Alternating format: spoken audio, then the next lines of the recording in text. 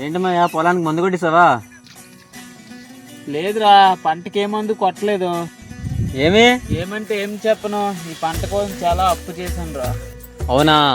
ఇప్పుడు ఈ పంటకి అప్పు తీర్చడానికి 1,00,000 రూపాయలు అవుతుందిరా.